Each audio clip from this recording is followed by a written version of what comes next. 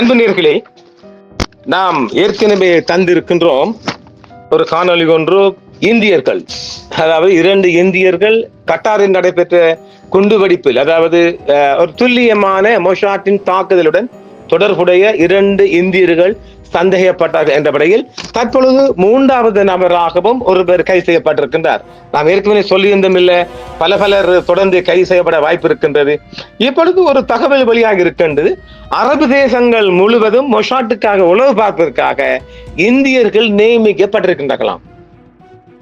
எவ்வளவு பெரிய ஒரு கொடுமையான செய்தி பாத்தீங்களா?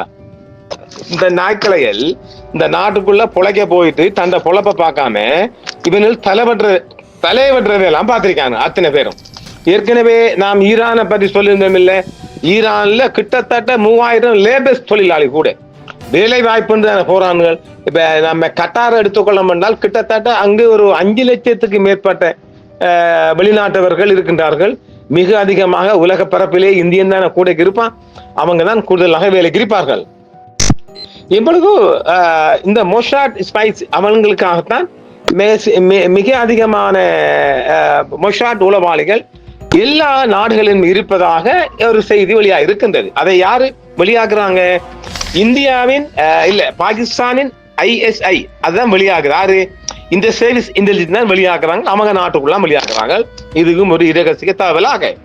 இப்பொழுது ஏற்கனவே கட்டாரில் கைது செய்யப்பட்ட 2 இந்தியர்கள் மீதும் இப்பொழுது அவங்க நாம் ஏற்கனவே சொன்னோம்ல, ISI தொடர்ந்து விசாரணை செய்து வருகின்றது.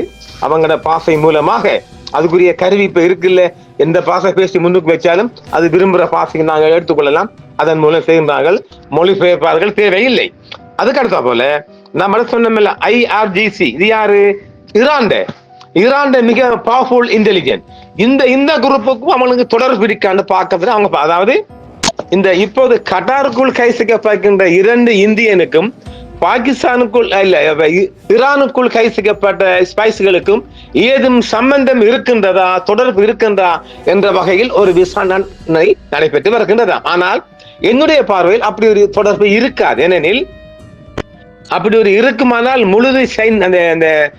முழுது தொடர்பு கம்யூனிகேஷனும் பிடிபாடும். அதனால் ஒரு லிங்க் மாத்திரம்தான் இருக்கும் என்று நான் நினைக்கிறேன். ஏனெனில் கட்டாருக்குள்ள இருக்கிற ஒரு உளவாளி ஈரான் தேசத்துக்கு ஒரு கம்யூனிகேஷன் கொடுக்க மாட்டாங்க. அது கடைசி வரையும் இருக்காது. ஏனெனில் ஒரு லிங்க் ஒருவருடைய முடித்து போகணும். இப்ப இங்கேயும் தானே, இப்ப நாம சிலோனுக்குள்ள பார்த்திருப்போம், ஸ்ரீலங்காக்குள்ள பார்த்திருப்போம் இல்ல, LTT ஒருவர் ஊடாகத்தான் ஒரு கனெக்ஷன் இருக்கும். அந்த 2ஆம் நபர் கனெக்ஷனை காட்ட மாட்டாங்க. ஏனெனில் அவர் பிடிபடுகின்ற போது, அந்த எக்ஸ் என்பவர் பிடிபடுகின்ற போது அந்த 2ஆம் நபர் பிடிபடுவார். அவர் தானாக மாற்றிக்கொள்ள வசதி இருக்கும். ஆனால் இவர் கட்டாருக்குள்ள இருந்து பல கம்யூனிகேஷன் தொடர்புகள் மூலமாக பல உளவாளிகள் அம்புட போறாங்க. அவருக்கே தெரியாம சில உளவாளி இருந்திருக்கிறாங்க. அதனால் தொடர்ச்சியாக இந்த விசாரணை இப்பொழுது தொடர்ந்து நடைபெற்று வருகின்றது. இதுல ஒரு விடயம் பார்க்கணும் என்னென்றால், ஏற்கனவே கைது செய்யப்பட்ட 8 இந்தியர்களுக்கும் பெருக்கிலும் தொடர்பு இருக்கான்னு பாக்குறாங்க.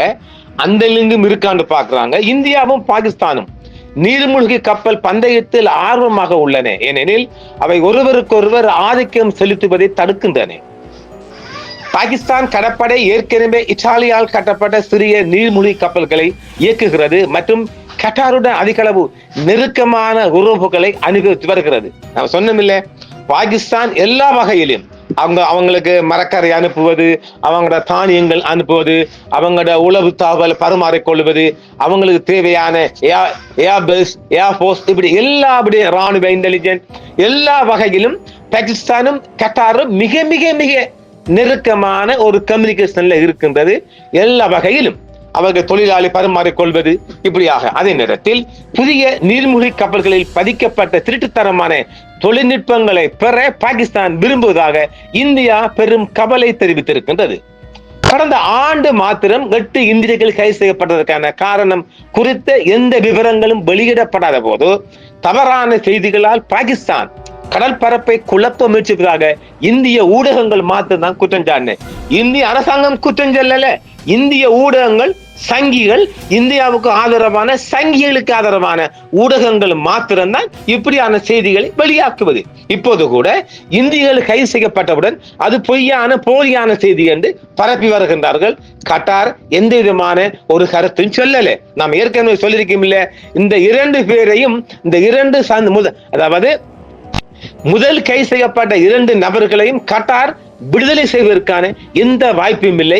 அவங்களை வெட்டி புதைப்பது அல்லது சுட்டு புதைப்பது என்ற முடிவுக்குத்தான் வந்திருக்காங்க. அதனால் இந்திய ஊடகங்கள் இந்த வழக்கு குறித்து, இந்த கேஸ் குறித்து ஊகிக்கப்பட்ட சமூக இடுகைகளை மேற்கோள் காட்டி கைதுகளில் பாகிஸ்தானின் பங்கு இருப்பதாக கூட சூட்சுமாக குறிப்பிட்டன. அதாவது ஏற்கனவே கட்டாரில் கடந்த ஆண்டு கைது செய்யப்பட்ட 8 இந்தியர்களும் பாகிஸ்தான் தான் போட்டு கொடுத்து அதையும்.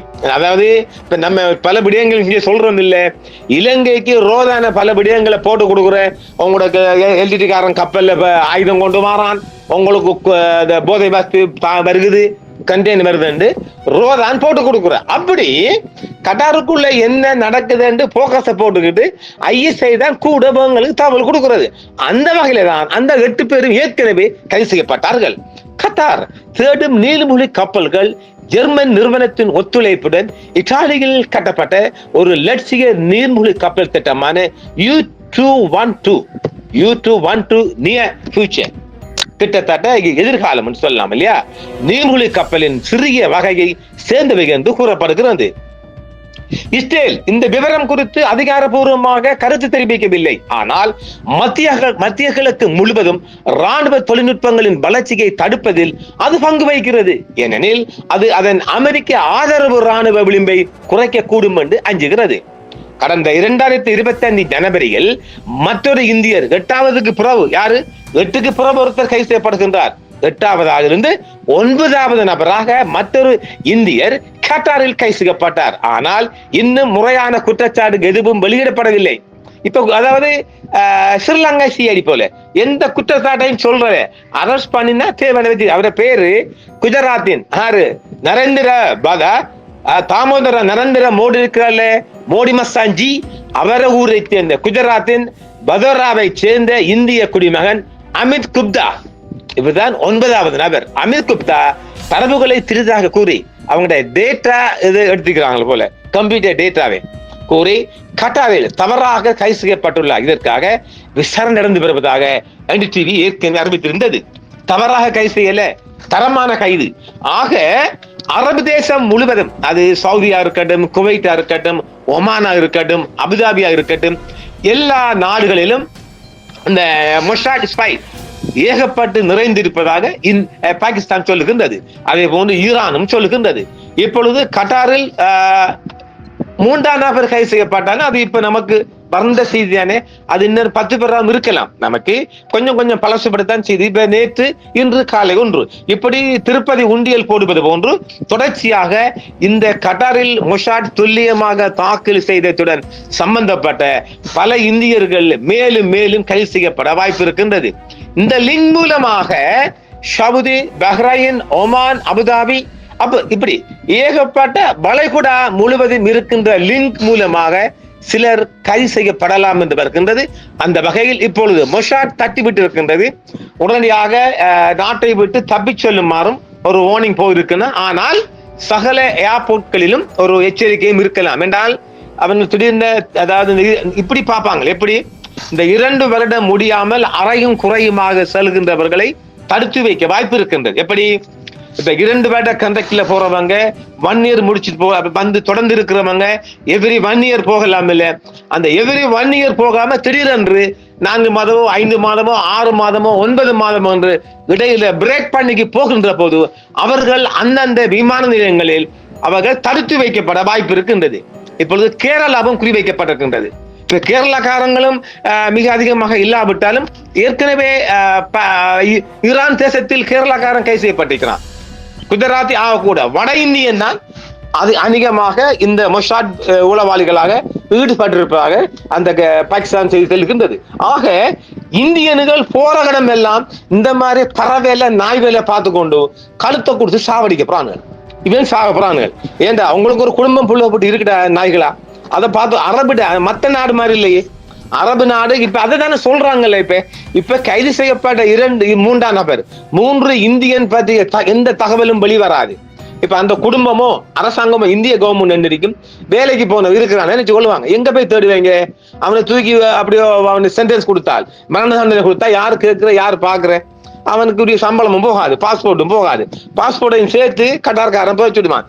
ஏன்னா கட்டார் அரசாங்கம் மிகப்பெரிய வெறித்தனமான கோபத்தில் இருக்கிறாங்க. ஆனால் அரபிகள் இருக்கொண்டால் மென்மையான மனம் படைத்தவர்கள். இந்த மாதிரி கட்டப்பெரு வேலையும் முதுகில குத்துற வேலையும் பார்த்தால் நிச்சயமாக மன்னிக்க மாட்டார்கள். என்றால் அவர்கள் கொஞ்சம் படிப்பறிவும் கம்மி. நம்ம சொல்ல போன யாரும் கோச்சு கொள்ளாங்க. அரபு தேசத்தில் இருக்கிறவங்களுக்கு படிப்பறிவு ரொம்ப கம்மி. ஆனால் நல்ல மனம் உள்ளவர்கள், முரட்டு குணமும் கொண்டவர்கள். இந்த மாதிரி ஒரு நாட்டுக்குள்ள தேச துரோகம் நம்ம ஏற்கனவே சொல்லிக்கிறோம் இல்ல, இவங்க எல்லாம் கைது செய்யப்பட்ட தேச துரோகம். இது பொல்லாத சட்டம் இல்ல. அந்த சட்டத்துக்குள்ள வந்தாங்கண்டா இவங்க யாரும் தப்பிக்கொள்ள மாட்டாங்க. எப்படியும் கழுத்து தான் வெட்டுவான். கழுத்து வெட்டாமே விட மாட்டானே. ஏன்னா சட்டம் தேச துரோகம். இப்ப தேச துரோகம் எந்த நாட்டாலையும் அது விடுதலை செய்யப்படுவதற்கான வாய்ப்பே இல்லை. சாதாரண குற்றம் விட்டுட்டு போயிடுவான்.